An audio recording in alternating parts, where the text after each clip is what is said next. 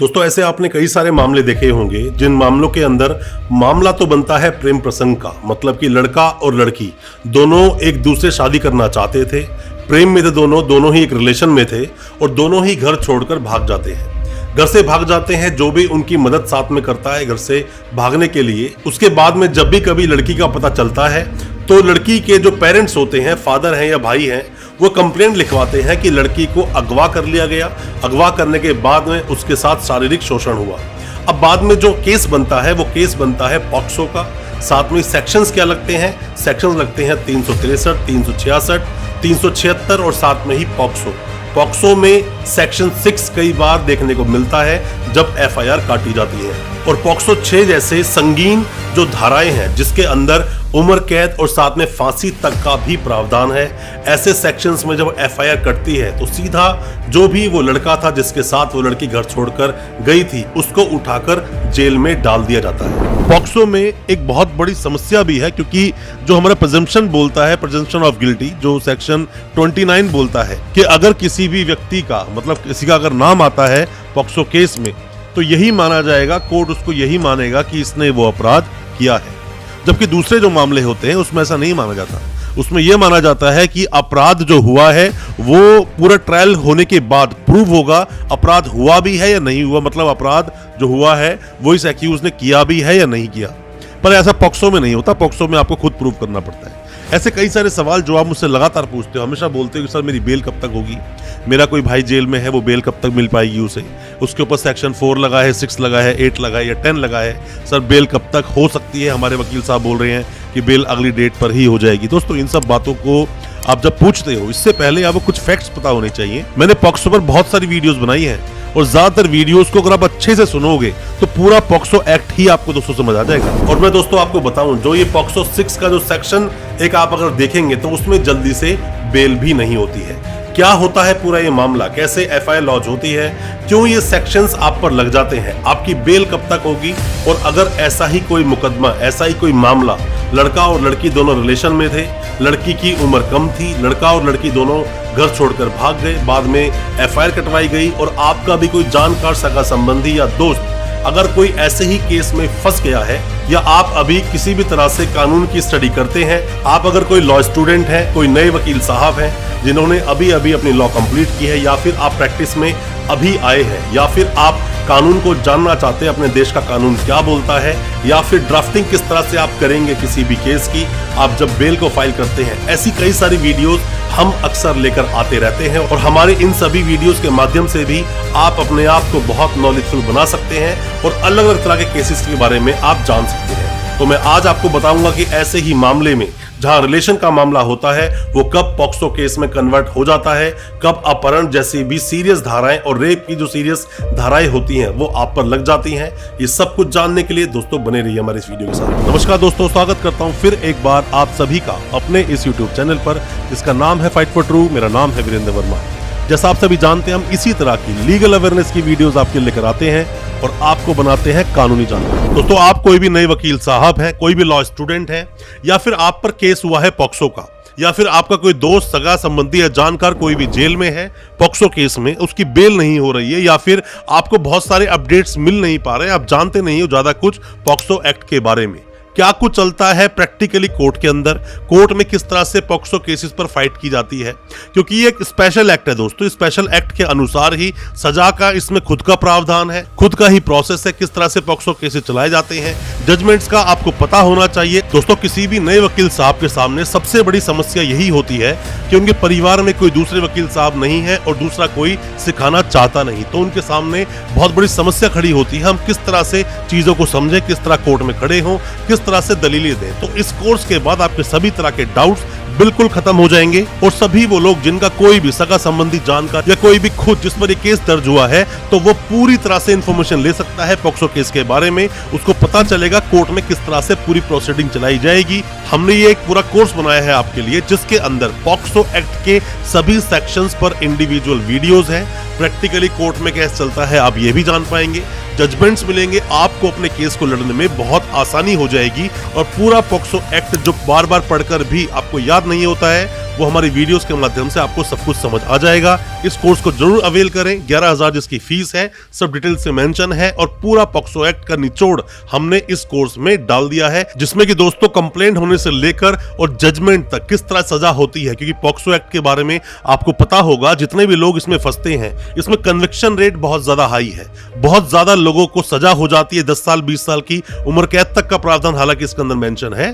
तो आप इस कोर्स को जरूर लें अगर किसी भी तरह से आप पॉक्सो केस में फंसे हैं, या फिर अगर आप पॉक्सो एक्ट के बारे में डिटेल में जानना चाहते हैं, इस कोर्स को अभी अवेल करें। दोस्तों इस कोर्स को आप कभी भी कहीं भी अपने फोन में, डेस्कटॉप में, लैपटॉप में किसी भी तरह से एक्सेस करके पॉक्सो एक्ट की पूरी जानकारी ले सकते हैं। दिए गए नंबर पर आप व्हाट्सएप करें, आपको सभी डिटेल्स भेज दी जाएगी। दोस्तों पॉक्सो एक्ट जो कि नवंबर 2012 में ये एक्ट आया, एक्ट को लाने की जरूरत ही क्या थी?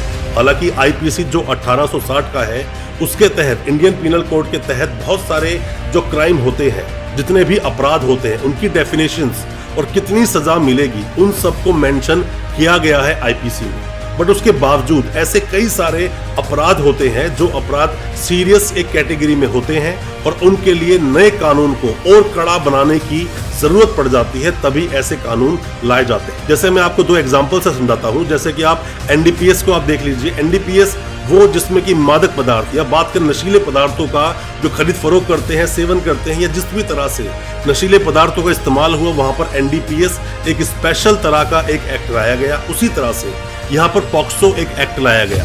पॉक्सो एक्ट जो कि लाया गया 2012 नवंबर में, जिसको बोलते हैं protection of children from sexual offences act 2012। इस एक्ट के तहत अलग अलग धाराओं में अलग अलग तरह की बातें बताई गई है। अब थोड़ा सा बताऊंगा पहले केस के बारे में, कब एक जो प्रेम प्रसंग होता है, कब वो एक सीरियस ऑफेंस बन जाता है। दोस्तों अगर ये वीडियो आपको अच्छा लग रहा है तो अभी इस वीडियो को लाइक करें, ताकि इसी तरह की लाइक से हमें मोटिवेशन मिल सके और प्रोत्साहन मिल सके इसी तरह की लीगल अवेयरनेस की वीडियोस आप तक पहुंचाने के लिए। और आप अगर पहली बार आए हैं हमारे इस चैनल पर, पहली बार देख रहे हैं हमारे इस वीडियो को, हमारे चैनल को अभी सब्सक्राइब करें, साथ में लगा बेल आइकन जरूर दबा दें, ताकि इसी तरह की लीगल अवेयरनेस की वीडियोस आप तक पहुंच सके सबसे पहले। मान लीजिए कोई एक लड़की है, लड़की की उम्र है 16.5 साल, या फिर 17 साल उसकी उम्र हो, या 15 साल हो, कोई भी एक एज हो सकती है। बच्चे की अगर हम डेफिनेशन देखें, बच्चा कौन है? वो सभी, चाहे फिर वो लड़का हो या लड़की हो, जिसकी उम्र 18 साल से कम है, वो बच्चा है। और अगर आपने उसके साथ किसी भी नियत से, मतलब कि फीलिंग्स जो आपकी है वो सेक्सुअल, किसी को हरास करने वाली या सेक्सुअल असॉल्ट करने वाली, या फिर आपने सेक्सुअल असॉल्ट कर दिया, या एग्रीवेटिव पेनिट्रेटिव सेक्स का जो एक मामला होता है, जो सेक्शन 6 में 5 में उसकी डेफिनेशन लिखी हुई है, आपने वो कर दिया, तो ऐसे मामले एक संगीन प्रवृत्ति के मामले बन जाते हैं। बच्चों से किसी भी तरह का अगर आप कृत्य करते हैं, किसी भी तरह से सेक्सुअल फीलिंग्स अगर आपके अंदर है, बच्चे को टच भी करते हैं, वो भी पॉक्सो की कैटेगरी में आता है। अब ये कब बहुत ज्यादा सीरियस बन जाता है? सीरियस बहुत ज्यादा इसलिए बन जाता है कि आप जब पॉक्सो का सेक्शन 29 पढ़ते हैं, मैं फिर बोलता हूं, जब आप पॉक्सो का सेक्शन 29 पढ़ते हैं तो उसमें बर्डन ऑफ प्रूफ किस पर है? बर्डन ऑफ प्रूफ है एक्यूज पर। आप जब दूसरे केसेस को देखते हैं तो बर्डन ऑफ प्रूफ किस पर होता है? हमेशा उस पर जो केस दूसरे पर लगाता है। पर पॉक्सो में ऐसा नहीं है, पॉक्सो में उल्टा है। यहाँ पर क्या होता है कि ऐसा जो जज साहब है वो प्रिज्यूम करते हैं कि कोई भी ऑफेंसेस जिसकी डेफिनेशन सेक्शन 3 में, 5 में, 7 में या फिर 9 में सेक्शन में, जहां पर भी उसकी डेफिनेशंस हैं, मतलब जिसमें सजा का प्रावधान 4, सेक्शन 4, सेक्शन 6, सेक्शन 8, सेक्शन 10, उसमें जो सजा के प्रावधान है, इन सभी के अंदर जज साहब ऐसा प्रिज्यूम करेंगे कि हाँ, जो एक्यूज है उसने ही ऐसा कृत्य किया है और उसको प्रूफ करना होगा कि वो निर्दोष है। लड़का लड़की के साथ अगर भाग जाता है या लड़की लड़के के साथ भाग जाते हैं घर से, दोनों प्रेम प्रसंग में थे, दोनों ही रिलेशन में थे, तो ये माना जाएगा क्योंकि बच्चों को इतनी अकल नहीं होती, इतनी समझ नहीं होती। हालांकि देखा जाए तो बच्चे आजकल के समाज में 15-16 साल से ही बड़े अच्छे खासे वो बड़े हो जाते हैं, पर यहाँ जो एज है, जो कानूनी लैंग्वेज बोलती है, वो 18 साल है। अगर लड़की को आप भगाकर ले भी गए या लड़का लड़की चाहते हैं शादी करना, बाहर जाकर कहीं रहना शुरू कर दिया, 2-4-5 महीने के बाद अगर उनको वापस से इंफॉर्मेशन मिलती है लड़की परिवार को, अगर वो ले आए, तो हमेशा आपको FIR देखने को मिलेगी कि जिसके अंदर 363, 366, 376 और अक्सर पॉक्सो का 4 या पॉक्सो का 6 सेक्शन उसमें मेंशन होता है और लड़के को जेल जाना होता है। अब दोस्तों बात क्या है? 20 साल मिनिमम सजा जो कि लाइफ इम्प्रिजनमेंट तक हो सकती है। 19 से पहले के जो अपराध थे उसी वक्त के कानून के अनुसार उन्हें सजा दी जाती है। पहली बात तो ये कि जो सजा का जो गैप है, सजा का जो अंतर है, ये बहुत बड़ा है। इस बात को आपको ध्यान रखना चाहिए। जिस अपराध में मिनिमम 20 साल की सजा की बात की जा रही है, आपको क्या लगता है कि ऐसे अपराध में आपका नाम आए और 20 दिन में आप बेल लेकर बाहर आ जाओगे? ऐसा नहीं होता, वक्त लगता है और बहुत सारी चीजें हैं, रेमेडीज फॉलो करनी होती हैं आपके वकील साहब जब केसेस लड़ते हैं। क्योंकि पॉक्सो जो वकील लोग केस लड़ते हैं, जिन्हें नॉलेज है इसके बारे में, वो बहुत अच्छे जानते हैं केस को लड़ना कैसे है और उनका क्लाइंट बाहर कब तक आएगा। क्योंकि जब भी कोई वकील साहब केस लड़ते हैं पॉक्सो केस के अंदर, जिन्हें नॉलेज है वो जानते हैं कि अभी मैं इसकी बेल करवा भी दूंगा तो कन्विक्शन हो जाएगा। तो इसीलिए ट्रायल को पैरेलल चलाना पड़ता है ताकि ट्रायल को और मजबूती से खड़ा करा जा सके। क्योंकि पहली बात तो ये कि जो सजा का बहुत डिफरेंस आ रहा है। दूसरी बात ये प्रिजम्पशन ऑफ गिल्टी, मतलब कि माना जाएगा। इसमें जज साहब ऐसा मानेंगे, कानून ऐसा मानेगा कि अगर किसी का सेक्शन 6 में नाम आया, सेक्शन 4 में नाम आया, तो ऐसे मामलों में, या फिर 8 में या 10 में नाम आया, तो ऐसे मामलों में मानेंगे कि यही दोषी है, इसने अपराध किया है। जबकि अपने देश का कानून क्या बोलता है? An accused is innocent until proven guilty, मतलब कि जब तक क्या दोष सिद्ध ना हो जाए तब तक जो अपराधी है वो अपराधी नहीं, निर्दोष है। यहाँ पर दोस्तों पर ऐसा नहीं होता। इस पॉक्सो के एक्ट में, पॉक्सो एक्ट में ऐसा होता है कि जो भी कोई सामने लाया गया जो एक्यूज है वही अपराधी है, ऐसा मानकर केस को चलाया जाएगा। तो बहुत सीरियस मामला होता है, इसको हल्के में आप ले नहीं सकते। दोस्तों सिर्फ बेल ना करें, मतलब बेल के पीछे ना लग जाएं कि बस बेल चाहिए पॉक्सो केस में, बेल दिलाओ। आपको ट्रायल पर ध्यान देना पड़ेगा। और अगर बार बार अपने वकील साहब को आप प्रेशर करते रहेंगे तो वकील साहब भी प्रेशर में आके केस को गलत तरीके से लड़ेंगे और वहां कन्विक्शन आपका बिल्कुल हो सकता है। कन्विक्शन रेट बहुत हाई हो जाता है। बेहतर है आपके वकील साहब अगर समझदार हैं, उन्हें पॉक्सो के बारे में अच्छी नॉलेज है, पॉक्सो के अच्छे केसेस वो लड़ते हैं, तो आपको आपके केस से वो बिल्कुल निकाल देंगे। आपको डरने की जरूरत नहीं है, बेल भी होगी और बरी भी हो जाओगी केस से। इतना आपको घबराने की जरूरत बिल्कुल नहीं है। बस ये है कि जैसी एफआईआर हुई, एफआईआर गलत है तो उसको चैलेंज करें। चार्जशीट लगी, चार्जशीट में कमियां है, चैलेंज करें। आपके चार्जेस बनते हैं, मतलब चार्जेस जब फ्रेम होते हैं, चार्जेस फ्रेम में भी अगर कुछ गलतियां हुई है, त्रुटियां हुई हैं, तो उसको भी आप जाके रिवीजन में डालें, चैलेंज करें।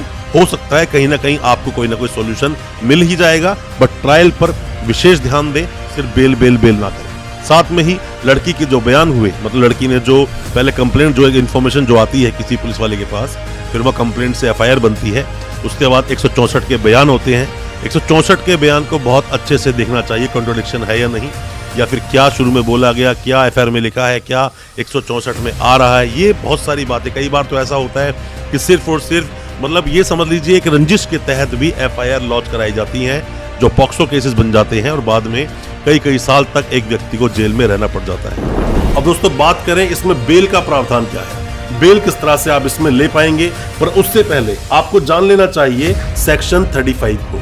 पॉक्सो एक्ट का सेक्शन 35 क्या बोलता है, क्योंकि ये एक स्पेशल एक्ट है, तो इसके अंदर बहुत ही जल्दी पॉक्सो केसेस को निपटारा करने का प्रावधान है। मतलब कि 30 days, with in a period of 30 days जब कॉग्निजेंस लेते हैं जज साहब, तब के अंदर एविडेंस आपके कंप्लीट हो जानी चाहिए। और साथ में ही किसी भी केस का, जो भी पॉक्सो के मामले हैं, उसका जो डिस्पोज ऑफ है वो 1 साल में हो जाना चाहिए। मतलब 1 साल में सजा दे दो जिसको भी पकड़ा है, जिस पर भी केस चलाया जाता है। बट अक्सर आप कोर्ट में देखते हैं, हम भी जब कोर्ट में खड़े होते हैं, बहुत सारे केसेस हैं पॉक्सो के हमारे पास, जिन केसेस को हम लोग फाइट कर रहे हैं या फाइट कर चुके हैं या बेल कराई है, या फिर उन केस के अंदर हमने चार्जेस पर आर्ग्यूमेंट किए हैं।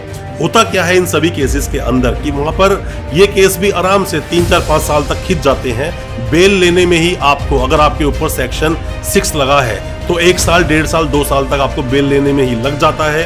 क्योंकि अगर लड़की की स्टेटमेंट बहुत स्ट्रांग है, इसमें स्टेटमेंट देखी जाती है 161 की भी, और साथ में 164 के बयान होते हैं उन्हें भी। उसके बाद जब आपके वकील साहब जब वहां क्रॉस करते हैं, जब सवाल जवाब पूछते हैं, तो वो भी आसान नहीं होता। क्योंकि जिस तरह से दूसरे हम क्रॉस करते हैं, सामने खड़ा होता है जिसने की कंप्लेंट की, हम सामने क्रॉस के लिए होते हैं एक्यूज की तरफ से, तो सवाल बहुत खुलकर आसानी से पूछे जा सकते हैं। बट पॉक्सो में ऐसा नहीं होता। पॉक्सो केस में किस तरह से प्रोसीडिंग चलती है क्रॉस की, किस तरह से होता है चीफ, और किस तरह से हम क्रॉस करते हैं कोर्ट में बैठकर। क्या वो स्पेशल कोर्ट होते हैं, अलग से रूम होते हैं, किस तरह जज साहब हमें अलाउ करते हैं, क्या सवाल आप पूछोगे, क्या सवाल आप नहीं पूछ सकते हो, ये भी आप चाहते हो तो कमेंट बॉक्स में सवाल पूछेंगे तो हम इस पर एक बहुत जल्द एक वीडियो लेकर आएंगे, जिससे कि आप समझ पाओगे क्रॉस किस तरह होता है पॉक्सो एक्ट में। दोस्तों, हालांकि देखा जाए तो पॉक्सो के किसी भी मामले में बेल लेना इतना आसान नहीं, चाहे वो पॉक्सो का सेक्शन कोई भी लगा हो। पर मैं आपको बता दूं, अगर सेक्शन 6 लगा है, आप ध्यान दें हमेशा अपनी एफआईआर में, अगर पॉक्सो का सेक्शन 6 लगा है तो आपके लिए ये फाइट बहुत लंबी हो सकती है, साथ में बहुत मशक्कत होगी आपके सामने। अच्छे वकील साहब हैं जिनको पॉक्सो एक्ट का अच्छे से ज्ञान है, क्योंकि कॉन्फिडेंस आता है नॉलेज से। जब तक नॉलेज नहीं है किसी भी एक एक्ट की, तब तक आप अपने उस केस को अच्छे से प्रेजेंट नहीं कर पाओगे कोर्ट के अंदर। आप कोई भी नए वकील साहब है, कोई भी लॉ स्टूडेंट है, तो मैं आपको बता दूं, इस एक्ट को पढ़ना इतना मुश्किल भी नहीं, क्योंकि एक्ट ये इतना बड़ा है भी नहीं। टोटल हम देखें तो इसमें कितने सेक्शंस हैं, टोटल इसके अंदर 46 सेक्शंस हैं, जो 46 सेक्शंस टोटल ही 9 चैप्टर्स में बटे हुए हैं। बहुत आसान है पढ़ना, ज्यादा वक्त नहीं लगेगा, पतली सी ये बुक है, आप उसको पढ़ें, पूरी किताब को अच्छे से पढ़ें, ताकि जब अपने केस को आप प्रेजेंट करें कोर्ट में तो आपके पास हर चीजों का जवाब हो, हर चीजों का आंसर हो। जब आप क्रॉस करें या आप जब आर्ग्यू करें पीपी साहब से, तो आपकी जो आर्ग्यूमेंट हो वो भी बहुत जोरदार तरीके से हो सके। कोई भी सवाल है, आपने सवाल पूछे, हम उसका रिप्लाई आपको जरूर करेंगे और कोशिश करेंगे आपके केस में आपकी मदद करने की। दोस्तों, अच्छी लगी हो आज की वीडियो, हमारी वीडियो को ज्यादा से ज्यादा अपने दोस्तों, परिजन, परिवार में शेयर करें, ताकि वो भी अपने आप को कानूनी जानकार बना सके। बहुत बहुत शुक्रिया दोस्तों, धन्यवाद हमारे इस वीडियो के साथ बने रहने के लिए।